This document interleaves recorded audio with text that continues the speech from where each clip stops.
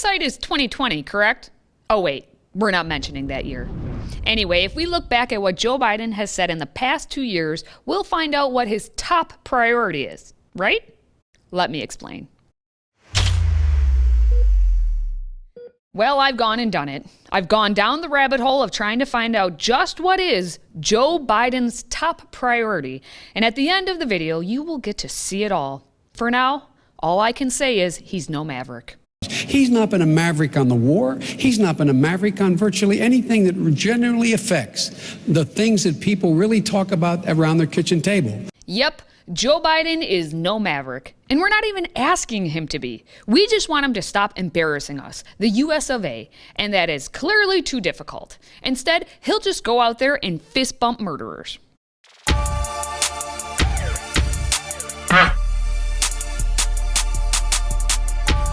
Biden was just in Saudi Arabia to play nice with the Saudi Crown Prince Mohammed bin Salman so he could beg for some oil.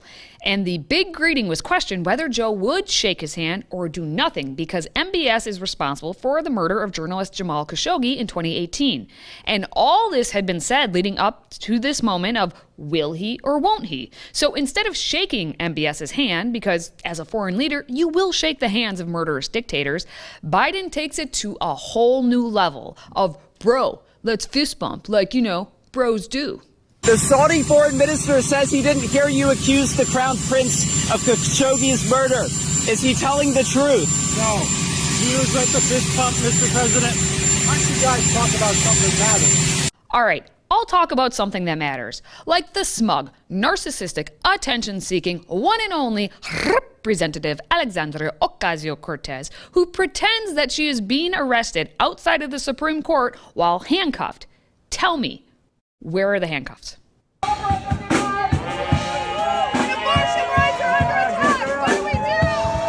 She clearly identified as being handcuffed, and so that's her truth. All right, that's enough of that nonsense. Let's get to the question of the day. What is Joe Biden's top priority? Is it just following whatever AOC tells him? Maybe. I'll let you know shortly, but for now, let me know your thoughts in the comments below, and please share this video, because the videos you are about to see are just worth sharing. But for now, I'll talk about what everyone cares about back here in the good old United States, the economy, and how bad Joe and company have made it for pretty much no reason other than trying to push their agenda, whatever that may be. So to the economy. Oh look, that lovely CPI is up 9.1% overall, a 40-year record high, and all while Joe Biden has been president. Huzzah! We're heading in the right direction. Right being an increase in costs of basically everything. The U.S. Bureau of Labor Statistics tells us that prices for food increased 10.4% for the 12 months ending June 2022, the largest increase since February 1981. Prices for food at home rose 12.2% over the last 12 months, the largest increase since April 1979. Prices for food away from home rose 7.7%. Energy prices rose 41.6%. Within the energy category, motor fuel prices, which includes all types of gasoline, increased 60.2% over the year. Gasoline prices increased 59.9%, electricity prices rose 13.7%, natural gas, piped utility gas prices increased 38.4%, prices for new vehicles increased 11.4%, with used cars and trucks up 7.1%, while prices for motor vehicle parts and equipment increased 14.9%. Do you see a trend here? Can someone please explain how we got here? And that brings us to... Where in the world is Kama-Lama-Lama Ding Dong? Yes, please, let's hear from the wisest of the Biden administration, the one who knows how to make a word salad like no other. Ding Dong, please explain to us what these numbers mean. Before I begin, I will address this month's CPI report. There is no question that we still have work to do. But it is important to note that these numbers do not fully reflect the recent drop in gas prices. Average national gas prices have fallen every day for nearly 30 days. Since mid-June, prices are down 40 cents a gallon. Fighting inflation is one of our administration's top economic priorities, which is why we have taken action to lower the cost of living for Americans, millions of Americans. We are releasing 1 million barrels of oil a day from the Strategic Petroleum Reserve to lower prices at the pump. Nearly 30 days, people. And it's temporary because of the holiday gas tax, so there's that.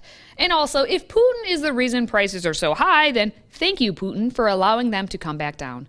Kamalama really is tone deaf, and also the most monotone robot I've seen lately, which you almost have to be to offset a cackle like hers.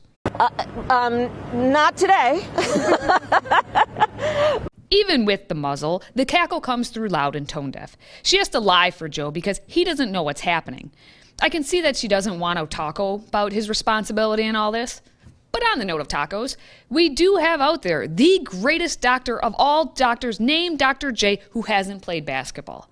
Before we get to her instrumentation in all this, on the note of doctors, the other greatest doctor of all the medical doctors has announced he's retiring. Yes, the Tony the Fauci is hanging up the lies and washing the blood off his hands at the end of Biden's first and likely only term. But why would he choose to retire then? I can only imagine. I guess we better stop imagining, even though that's what Joe does. You know, he heard someone say the term recession and got excited to go out to the playground. He really wanted to play kick the can, which is what he continues to do every single day by claiming that everything is fine, nothing to see here. Please disperse! Nothing to see here, please! And for all you doubters, keep the hope. It's what Joe is full of. I've seen Joe's character in his optimism. For families who have lost a loved one, kids struggling to find their way, workers out of a job, Joe always works to give people a sense of hope.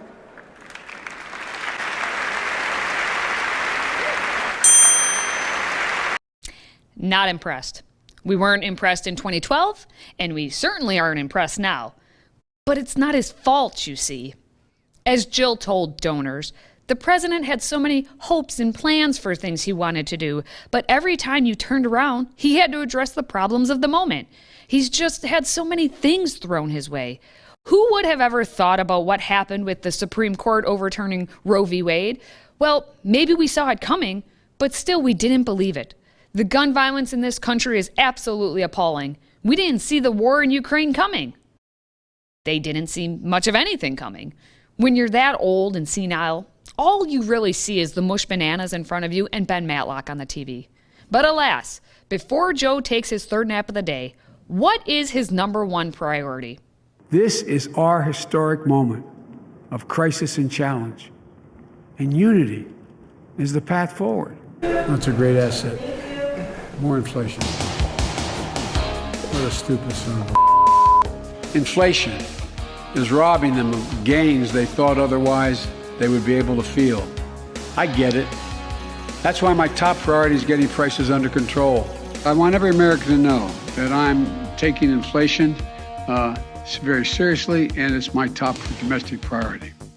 I've been very clear that fighting inflation is my top economic priority. He's very concerned about inflation, obviously. It's a top priority. And he's also concerned about this price at the pump, and he's going to do what he can to resolve that. That is an important priority of the president, and we've been clear from day one that we will continue to make this a top priority. Oh yeah, for sure. It's clearly a top priority, such one that it's still going on and on and on. But there are other priorities that are top priorities too, so really it's just one of many in the hopper of priorities. One of the things that I think is really important is we have to be authentic with the American people about what we're going to do and how we're going to do it. Since day one of my administration, we've been doing everything we can to beat this virus. There are countless issues, countless priorities that I talk about here all the time, every day, about different priorities that we have to deal with, whether it's the economy, whether it's COVID, whether it's climate change, whether it's foreign policy issues that we have to deal with and assess. That is how we run the White House. That's how any White House is run. We need to restore the protections of Roe as law of the land. We need to elect officials who will do that. This fall, Roe is on the ballot. On banning assault weapons back in 1994, which sunset 10 years later. It was a priority for him then, and it continues to be a priority for him now. Make it a priority. We should make sure that we have no one going to jail for a drug offense. They go directly mandatory mandatory treatment, not prison, and we fund it. I'm going to stop it right there because in light of the newest revelations about Hunter Biden's crack issues, whether his prostitutes are weighing up correctly or whatnot, Joe's last comment makes me realize that he is speaking directly about his son right there, and we should have spotted it back then. Oh wait, we all did. And it's too bad his son didn't hear Daddy speaking about him because he was too busy banging those hookers, smoking that crack off of one of the laptops he's left behind in various rooms. But he did make time with his sister to endorse their dad for president on his 73rd attempt at running. We want to tell you what kind of president our dad will be. He will be tough. And honest. Caring and principled. He'll listen.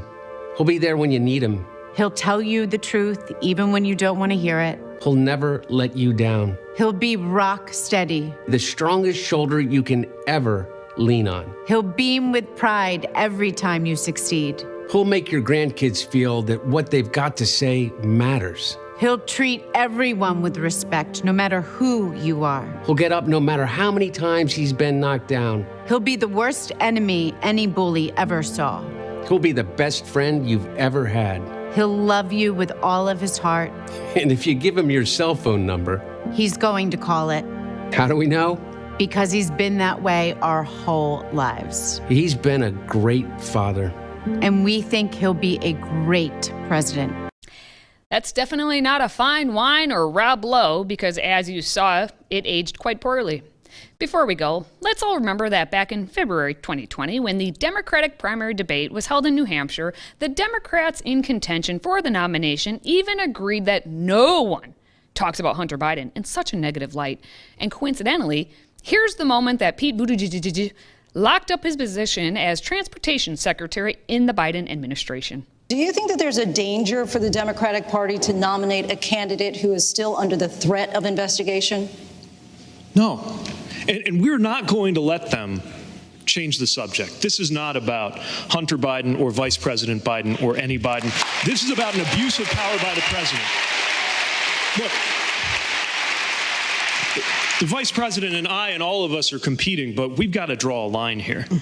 And to be the kind of president, to be the kind of human being who would seek to turn someone against his own son, who would seek to weaponize a son against his own father, is an unbelievably dishonorable thing that is just one more example of why we as a party have to be completely united in doing whatever it takes at the end of the day to make sure that this president does not get a second term. Abuse of power by the president, sure. Draw a line, sure. Seek to weaponize a son against his father, sure. Whatever you say, Petey. Well, that's enough shenanigans for this week.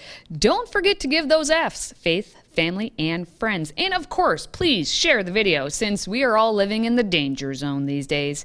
Might as well embrace it with everyone you know. Until next time, stay healthy, America.